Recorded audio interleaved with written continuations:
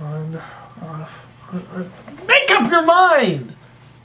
Hello everyone, and welcome to another review for Geekvolution's Who Reviews the Reviewers contest.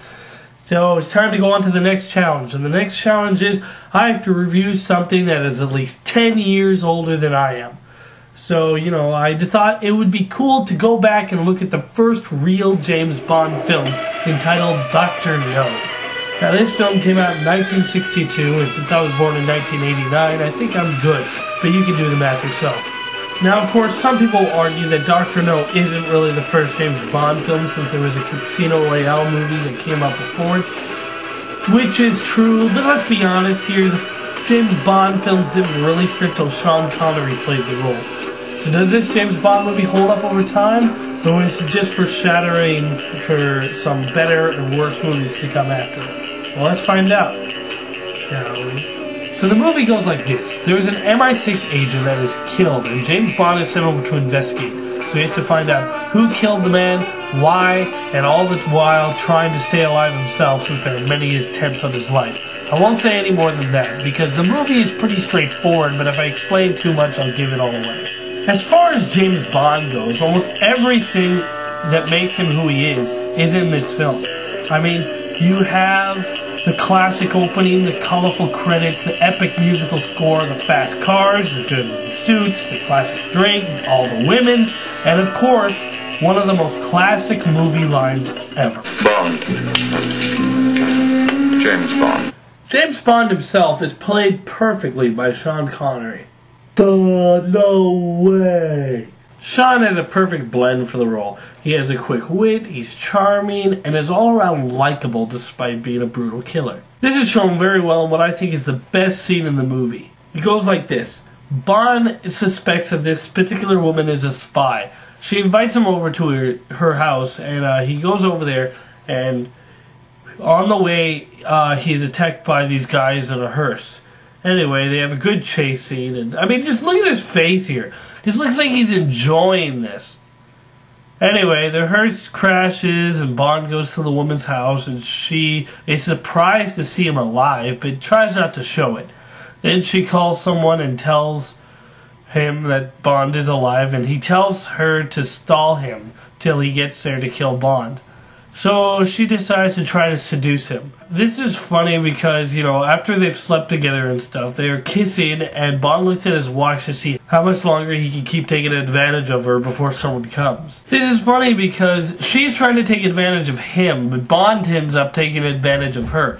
Anyway, Bond has a car come and arrest her, and then he waits for the assassin to show up. And look, he's actually playing solitaire while he waits. Anyway, the guy comes in, and after asking a few questions, Bond decides to shoot him in cold blood. This shows that even though he is a brutal killer, he is still a likable character. However, not as all good in this film. There are some major problems with it. Like, for one thing, the pacing of this movie is so slow. I mean, it feels like it takes us forever before we get to anything of importance or any action. Now, as I said, Bond is perfect in this film. It is the other actors in this film that I have my major beefs with. Mostly the two other important characters. I want to start with the women, though. Now, you might ask which women, since there are like 4 women in this film, 3 of which he sleeps with. But I mean Honey Rider, played by Ursula Andress. Here's the thing. Bond and this other guy sneak onto Dr. No's secret island. And then they spend the night there, and Bond wakes up to find this girl on the island. So why is she there? To collect seashells. Really? Seashells? I mean, there are tons of other islands, and the Forbidden One is the only one with seashells? I mean, she just comes out of nowhere, and then she gives this pointless backstory about, oh, I think Dr. No killed my father, blah, blah, blah. I mean, it's pointless because they don't even do anything with it. They don't mention it again, she doesn't mention it also. It's entirely pointless to tell us that in the first place. And, however, this did start another James Bond tradition.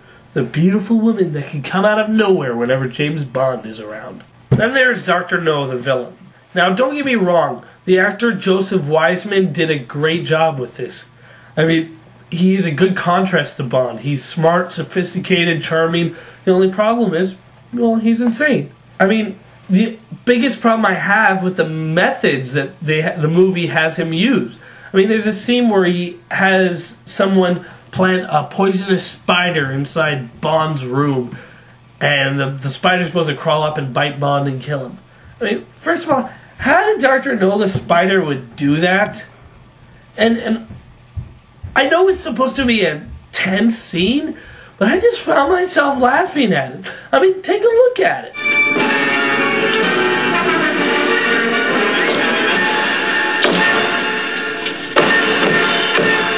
I mean, that is funny. But then there is the dragon.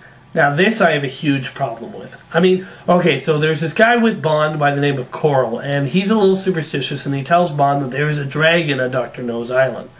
Bond, of course, dismisses the thought and convinces Coral to come anyway. Once they are on the island and they meet up with the girl, she tells them that there is a dragon on the island, that she's seen it.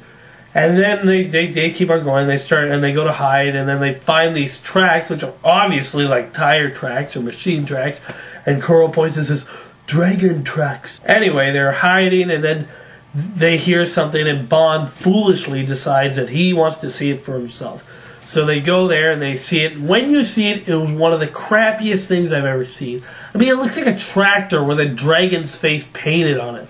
I mean, there's so much build-up to it, and then it turns out to be that. One of my problems with this film is how little screen time they give to Dr. No. I mean, he has very little screen time, and he doesn't even come into the movie, really, till the final act. And that, I think, really hindered the film. Nevertheless, Joseph Weissman, he gave a really good performance that a lot of Bond villains would follow. So in all, I have to say that the Dr. No movie is a pretty average film.